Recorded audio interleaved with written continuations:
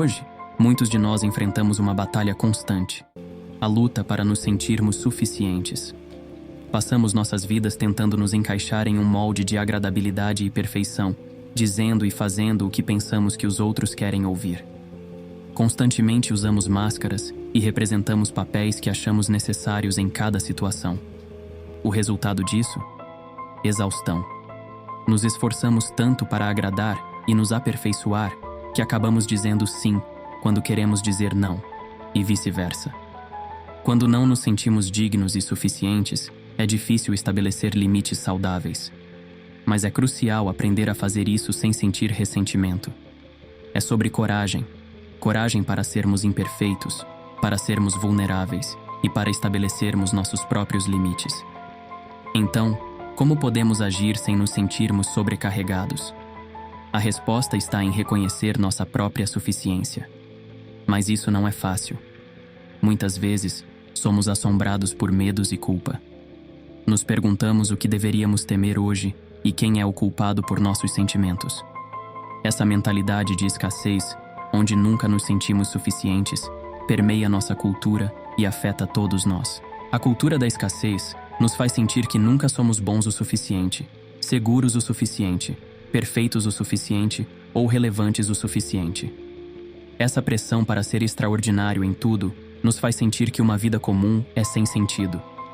E isso nos deixa com a sensação de que nunca somos inteligentes o suficiente, bons o suficiente, perfeitos o suficiente, amados o suficiente, promovidos o suficiente, nunca somos suficientes.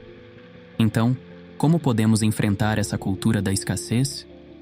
Começa com a coragem de nos mostrarmos autenticamente ao mundo, sem medo do julgamento ou da crítica.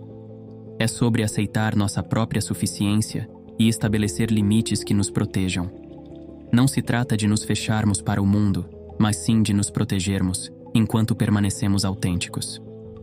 Portanto, hoje, quando acordarmos de manhã, em vez de nos blindarmos, vamos nos permitir ser autênticos e vulneráveis. Vamos nos aceitar como somos, com todas as nossas imperfeições. Porque é dessa forma que podemos nos libertar da cultura da escassez e encontrar verdadeira paz e contentamento em nossas vidas. Ao acordarmos todas as manhãs, nós nos preparamos para o dia. É como se nos armássemos com uma proteção invisível para nos mantermos seguros.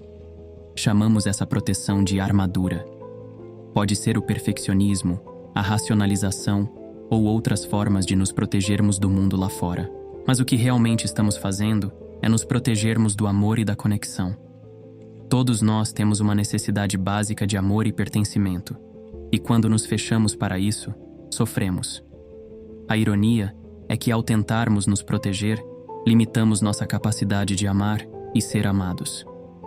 A verdade é que a autenticidade é uma prática diária. É uma escolha que fazemos a cada momento, a cada interação. É sobre nos permitirmos ser vistos como somos, sem máscaras ou armaduras. É sobre sermos corajosos o suficiente para sermos vulneráveis, mesmo que isso signifique correr o risco de ter o coração partido. Perfeccionismo não se trata de buscar a excelência ou de nos esforçarmos para melhorar. Trata-se de um padrão irrealista que nos diz que só seremos dignos de amor e aceitação se formos perfeitos em tudo o que fazemos. Mas a verdadeira coragem está em aceitar nossas imperfeições e nos permitir sermos autênticos, mesmo que isso signifique cometer erros pelo caminho. Então, quando entrarmos em uma sala, quando nos encontrarmos com amigos, familiares ou colegas de trabalho, lembremos que ser autêntico é uma escolha. É uma escolha que nos permite verdadeiramente conectar-nos com os outros e com nós mesmos. É uma escolha que nos liberta da prisão do perfeccionismo e nos permite viver uma vida verdadeiramente plena e significativa. Quem aqui já se sentiu paralisado pelo medo de ser julgado, criticado ou envergonhado? Eu chamo esse medo de perfeccionismo. É como carregar uma armadura de 20 toneladas, pensando que isso nos protegerá do sofrimento. Mas, na verdade, nos impede de nos mostrarmos autenticamente, de sermos vistos além do julgamento que tememos. Lembro-me de uma manhã em que acordei e me deparei com comentários devastadores sobre meu trabalho. Eram críticas pessoais que me fizeram questionar minha criatividade e me sentir pequeno. Por um tempo, me senti obrigado a me esconder, a limitar minha expressão criativa para evitar tais críticas. Foi então que encontrei uma citação de Theodore Roosevelt que mudou minha perspectiva. Ele disse: "Não é o crítico que conta, não é o homem que aponta como o homem forte tropeça, ou onde o realizador de ações poderia ter feito melhor. O crédito pertence à pessoa que está na arena." Essas palavras me inspiraram a abandonar o medo do fracasso e a abraçar a coragem de me mostrar, mesmo que isso signifique enfrentar críticas. Entendi 3 coisas importantes. Primeiro, não se trata de ganhar ou perder, mas de aparecer e ser visto. Segundo, decidi que queria criar, fazer coisas que nunca existiram antes. E terceiro, percebi que, se estivesse na arena, enfrentaria críticas e fracassos inevitáveis. Mas é isso que vem com o compromisso de viver autenticamente e criar algo significativo. Então decidi adotar uma nova filosofia sobre críticas. Se você não está na arena, enfrentando seus próprios desafios, não estou interessado em seu julgamento. Estou aberto ao feedback construtivo daqueles que estão genuinamente engajados, mas não vou me deixar ser afetado por críticas vazias de quem não está disposto a arriscar e se expor. Portanto, convido vocês a se juntarem a mim na arena da vida, onde podemos ser corajosos o suficiente para nos mostrarmos, mesmo que isso signifique enfrentar críticas. Porque é lá que verdadeiramente vivemos, amamos e criamos com autenticidade e significado. Quando converso com crianças e jovens da minha família, costumo recorrer a uma metáfora simples. Tomo suas mãos e compartilho. Veja, dentro de vocês há uma pequena chama. Essa é a sua essência, seu espírito.